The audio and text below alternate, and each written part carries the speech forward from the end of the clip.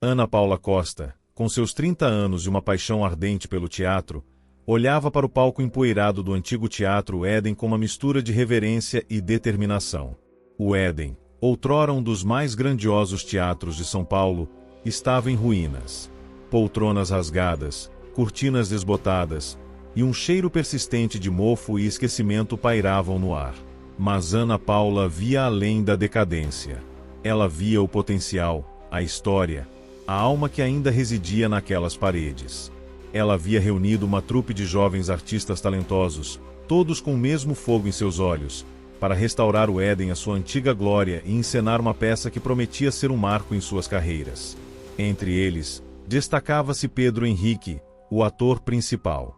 Carismático, com uma presença de palco magnética e um talento natural para o drama, Pedro era a personificação do idealismo que Ana Paula buscava. Ele era a estrela que faria o Éden brilhar novamente. No entanto, nem todos compartilhavam de seu otimismo. Dona Rosa, a antiga zeladora do teatro, uma mulher miúda e enrugada com olhos que pareciam ter visto demais, observava os ensaios com uma apreensão silenciosa. Ela se movia como uma sombra pelos corredores, sempre com um terço nas mãos, murmurando orações e olhando para os cantos escuros do teatro com um medo palpável. Este lugar tem uma história, minha filha, Dona Rosa sussurrou para Ana Paula um dia, enquanto limpava o camarim principal. Uma história que não está nos livros. Há algo aqui que se alimenta da arte, da paixão. A sombra do palco, eles a chamam. Ela já levou muitos. Ana Paula, pragmática por natureza, sorriu. Dona Rosa, são apenas lendas. A atmosfera do teatro, a emoção dos ensaios, tudo isso pode nos pregar peças. Mas as palavras da velha zeladora, por mais que ela tentasse ignorar, ecoavam em sua mente. Os fenômenos começaram de forma sutil. Luzes que piscavam sem motivo aparente, sons de vozes e risadas vindos do vazio da plateia, objetos que se moviam sozinhos nos camarins. Durante os ensaios, as performances dos atores se tornavam estranhamente mais intensas, mais viscerais, quase perturbadoras. Pedro, em particular, parecia possuído por uma energia que não era sua. Seus monólogos eram arrepiantes, suas expressões faciais tão vívidas que pareciam rasgar a alma. Ana Paula, inicialmente, atribuiu a uma entrega artística sem precedentes, mas a intensidade era quase dolorosa de se assistir. Uma noite, enquanto trabalhava sozinha no palco, Ana Paula ouviu um sussurro vindo das cortinas. Mais. A voz era gutural, antiga, e parecia vir de dentro das próprias paredes do teatro. Ela acendeu a lanterna, mas não havia nada. Apenas o silêncio pesado do Éden. No entanto, a sensação de estar sendo observada era esmagadora. Ela sentiu um calafrio percorrer sua espinha. As lendas de Dona Rosa, os avisos, os fenômenos inexplicáveis. Tudo começou a se encaixar em um padrão sombrio. O Teatro Éden não era apenas um lugar, era um ser vivo, e ele estava faminto. A cortina havia se aberto, e o espetáculo do horror estava apenas começando. A influência da sombra do palco se intensificava a cada ensaio, transformando o Teatro Éden em um palco para um espetáculo macabro.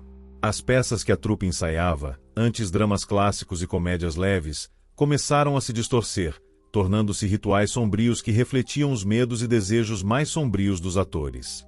Os diálogos se tornavam profecias, as cenas de amor se transformavam em atos de possessão, e as mortes no palco eram assustadoramente reais. Pedro, o ator principal, era o mais afetado. Sua presença de palco, antes carismática, agora era hipnotizante, quase aterrorizante. Ele se movia com uma graça sobrenatural, seus olhos brilhavam com uma luz que não era sua, e sua voz, antes melodiosa, agora carregava um tom gutural, antigo, que parecia vir de um abismo. Ele não estava mais interpretando, ele estava sendo interpretado. A sombra do palco o havia escolhido como seu principal canal, e Pedro estava perdendo sua própria identidade, tornando-se uma marionete em um jogo cósmico. Dona Rosa, a zeladora, observava tudo com uma tristeza profunda.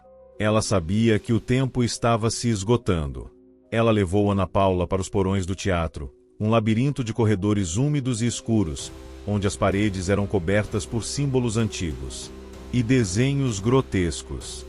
Aqui, ela disse, apontando para um mural desbotado, foi onde tudo começou.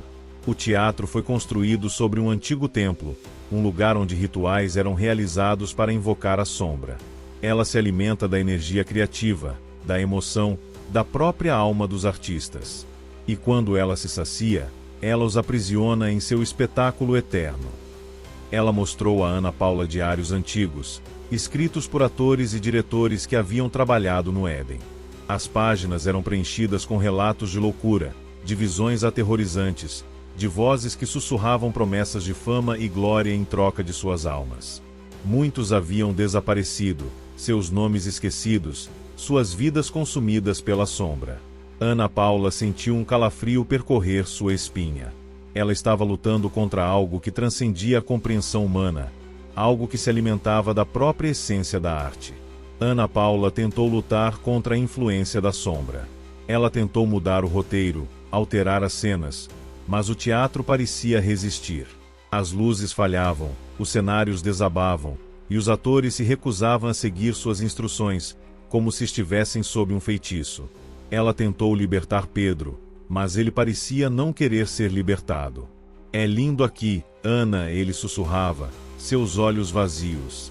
Eu sou a arte. Eu sou o espetáculo. Eu sou a sombra. O clímax do ato segundo ocorreu durante a noite de estreia. A plateia estava lotada, as expectativas eram altas. Mas o que começou como uma peça de teatro se transformou em um ritual de sacrifício. As luzes do palco se tornaram vermelhas como sangue, a música se transformou em um coro de lamentos, e os atores, possuídos pela sombra, se contorciam em agonia, suas vozes se misturando em um grito primal. Pedro, no centro do palco, não era mais Pedro. Ele era sombra, uma figura grotesca de luz e sombra, que se alimentava do terror e do desespero da plateia. Ana Paula, horrorizada, percebeu que havia sido enganada. Ela não estava restaurando o teatro, ela estava alimentando a sombra. Ela não estava criando arte, ela estava criando um portal para o inferno. E agora, ela precisava escolher: lutar contra a sombra e tentar salvar sua trupe, ou se render ao espetáculo macabro e se tornar mais uma vítima do Teatro Éden. O terror estava apenas começando, e a cortina estava prestes a se fechar sobre suas almas. O grito de Pedro, agora um eco gutural da sombra, rasgou o ar do Teatro Éden. A plateia, antes cativada, agora estava em pânico, suas vozes se misturando em um coro de terror. Ana Paula, no fosso da orquestra, sentiu o chão tremer sob seus pés. As paredes do teatro pareciam se contorcer, as colunas se retorciam como tentáculos, e as gárgulas no teto ganhavam vida, seus olhos de pedra brilhando com uma luz maligna. A sombra do palco não era mais uma metáfora, era uma presença física, uma entidade que se manifestava através da arquitetura e da própria essência do teatro. Ela tentou alcançar Pedro, mas uma força invisível a repelia. Ele estava no centro do palco, uma figura grotesca de luz e sombra, seus movimentos robóticos, sua voz um coro de sussurros que pareciam vir de milhares de gargantas. Ele não era mais Pedro, ele era sombra, um arauto, um canal para a entidade. Os outros atores, antes seus colegas, agora se contorciam em agonia, suas formas se distorcendo, suas vozes se misturando ao lamento da sombra. Eles estavam sendo consumidos, suas almas se tornando parte do espetáculo eterno. Dona Rosa, a zeladora, emergiu das sombras, seus olhos fixos no palco. Ela carregava um pequeno amuleto, um objeto antigo feito de madeira e penas, que ela ergueu em direção à sombra. Em nome dos antigos, eu te selo, ela gritou, sua voz, antes frágil, agora ressoando com uma força surpreendente.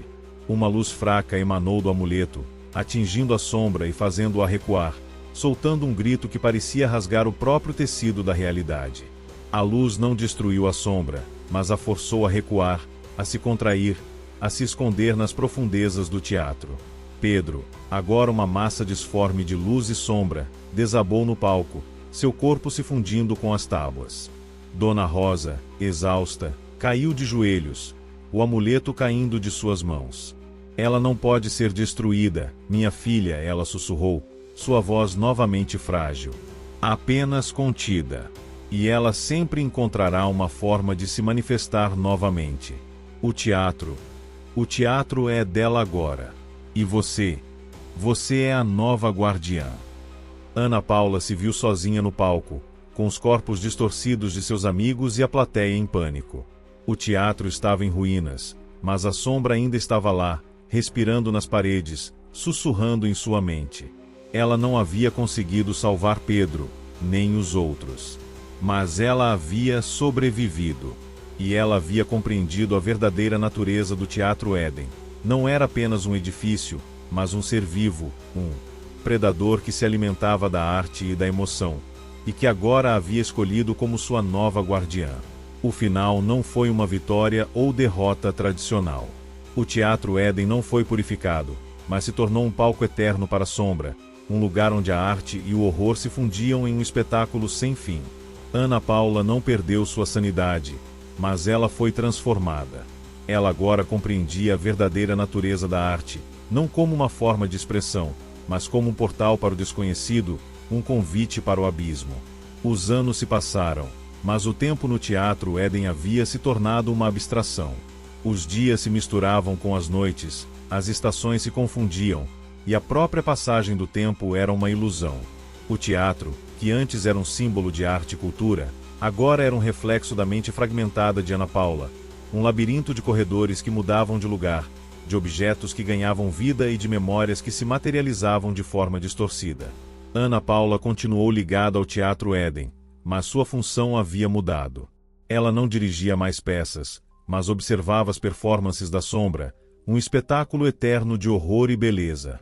Ela se tornou a nova guardiã, não para lutar contra a entidade, mas para coexistir com ela, para guiar os poucos que se atreviam a entrar no teatro, sabendo que a sombra estava sempre à espreita, esperando para consumir a próxima alma. Dona Rosa, antes de falecer pacificamente em seu sono, havia-lhe entregado o amuleto. Ele é seu agora, minha filha, ela disse. Ele não a destrói, mas a lembra de que há uma luz que a sombra não pode apagar. Ana Paula guardou o amuleto em seu peito, um lembrete constante de sua missão. O Teatro Éden era um universo em si mesmo. Os camarins se abriam para paisagens impossíveis, para dimensões onde as leis da física não se aplicavam. Ana Paula explorava esses novos mundos, aprendendo a navegar em sua própria mente, a encontrar a ordem no caos. Ela descobriu que a entidade não era maligna, mas indiferente, uma força primordial que existia além da moralidade humana. Ela era a própria essência da arte, e a loucura era apenas a forma como a mente humana tentava compreendê-la. A última cena mostra Ana Paula sentada na plateia vazia do Teatro Éden. O palco está iluminado por uma luz fantasmagórica, e figuras sombrias e distorcidas dançam em um ritual macabro. Ela não sente medo, apenas uma estranha paz. Um jovem artista, com olhos cheios de ambição e um caderno de anotações na mão, entra no teatro. Senhora, ele diz, sua voz cheia de entusiasmo, ouvi dizer que este teatro está abandonado. Eu gostaria de restaurá-lo, de trazer a arte de volta a este lugar. Ana Paula sorri gentilmente, um sorriso que carrega a sabedoria de quem viu o abismo e retornou. Não se preocupe, meu jovem, ela diz, sua voz calma e reconfortante. Às vezes, a arte é a única forma de ver a verdade. Ela pega o amuleto em seu peito, pronta para guiar mais uma alma através das águas perigosas do Teatro Éden, um guardião do limiar, um arauto do vazio, uma mulher que encontrou a paz no espetáculo que havia se tornado sua realidade. O terror reside na ideia de que a arte pode ser corrompida, e que a busca pela perfeição criativa pode ser a própria isca para o horror, mas que mesmo assim, a esperança persiste, um eco fraco, mas constante, no teatro que respira.